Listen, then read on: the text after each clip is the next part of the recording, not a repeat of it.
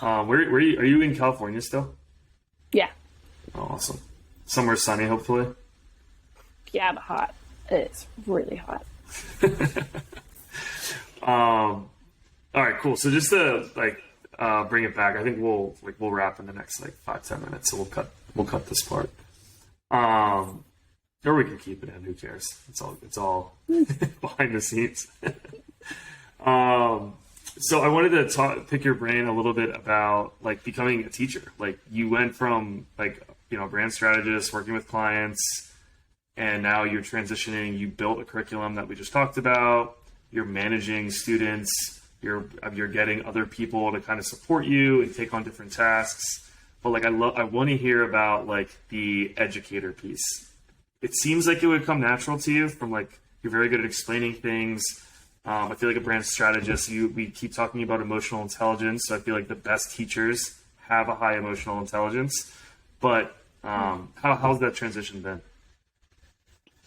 It's been a somewhat natural transition. I used to teach piano when I was younger, so oh, nice. From age 16 to 22. So we just I hope I didn't screw us. Yeah, I hope I didn't screw them up too bad. But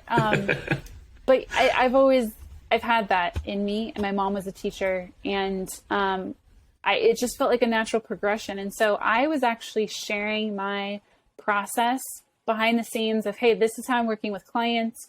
And I started a newsletter years ago, probably in 2017, 2018, when I started being coached by Chris, just sharing my process. Hey, this is what I'm doing. But it really was like a journal for myself to see my own progress and to be aware of what I'm doing and the work that I'm putting in and share with others who want to go on the journey with me.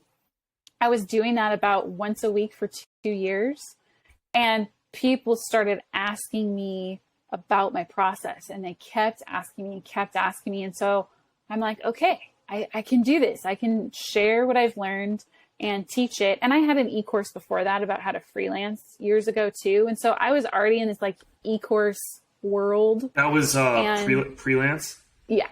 Yeah.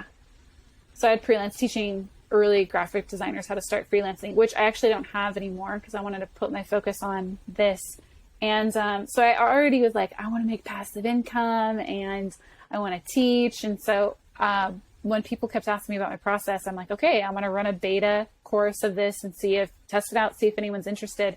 And when I announced it, I had people messaging me and they're like, well, finally you're coming out with a course. So I figured, okay, yeah. I guess it's the right time.